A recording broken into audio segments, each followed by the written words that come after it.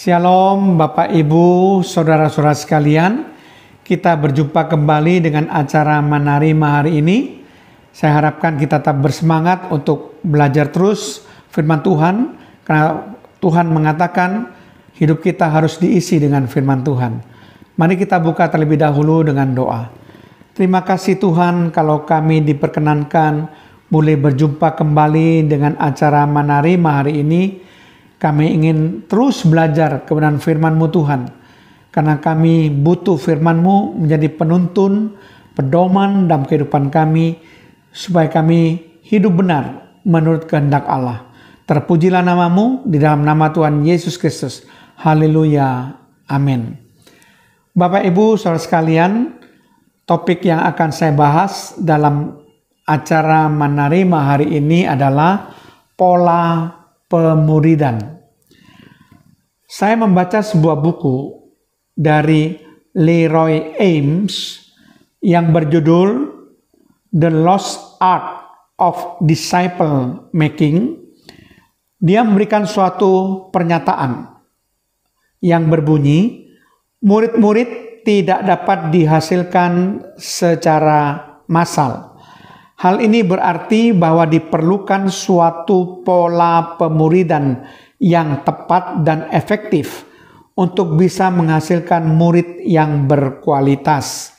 Dan hal itu tidak dapat dicapai dengan cara massal, tetapi melalui kelompok-kelompok kecil.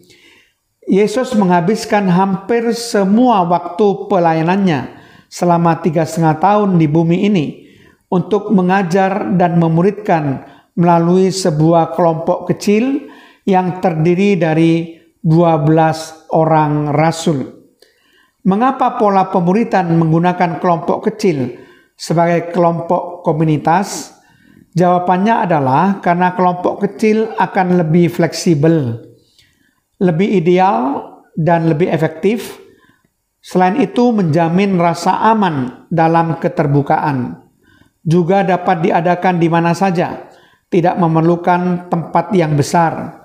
Juga lebih mudah mengatur waktu bersama dibandingkan dengan jumlah yang besar. Pengajaran firman Allah lebih mudah diterima dan dimengerti dalam kelas kecil daripada kelas besar. Dapat juga bisa membuat lebih akrab satu dengan lain dan lebih saling mengenal antar anggota kelompok.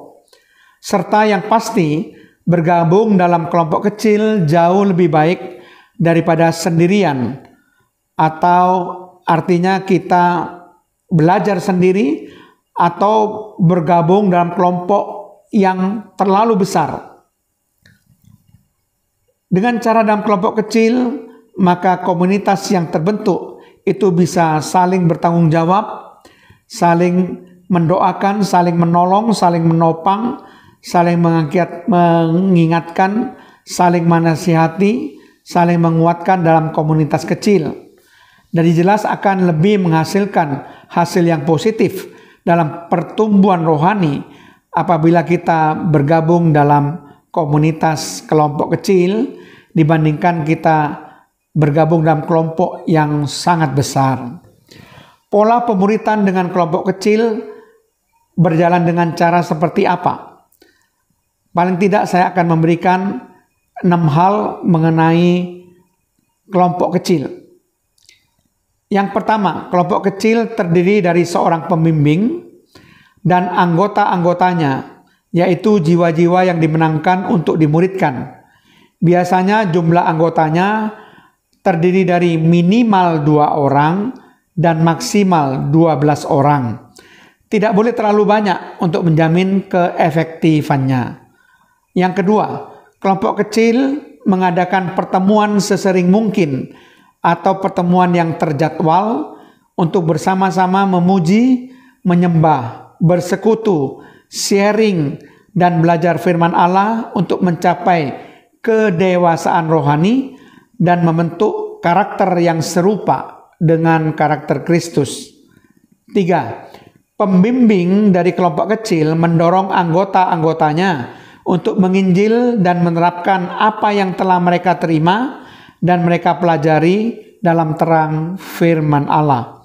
Yang keempat, anggota-anggota kelompok kecil yang sudah terlatih dan memenangkan petobat-petobat baru, kemudian dapat menjadi pembimbing dari kelompok kecil yang baru, di mana para anggotanya adalah para petobat baru yang telah dimenangkan olehnya.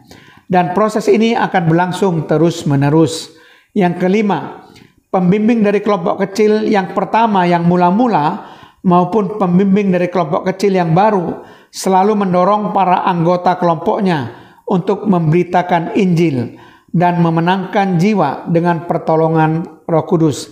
Yang keenam, kelompok kecil yang hidup adalah kelompok kecil yang memiliki anggota-anggota yang bertumbuh rohaninya dan mengalami reproduksi, selalu menghasilkan buah yang tetap, yaitu jiwa-jiwa yang dimenangkan.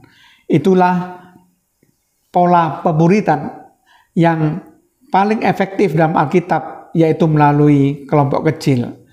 Mari kita berdoa. Terima kasih Tuhan, kalau hamba-Mu sudah menjelaskan tentang pola pemuridan yang efektif, yaitu melalui kelompok kecil yang diteladankan dan dicontohkan oleh Tuhan Yesus sendiri ketika Tuhan Yesus membina komunitas dengan 12 orang murid yang dibentuk oleh Tuhan Yesus. Terpujilah nama-Mu Tuhan, di dalam nama Tuhan Yesus Kristus, haleluya, amin.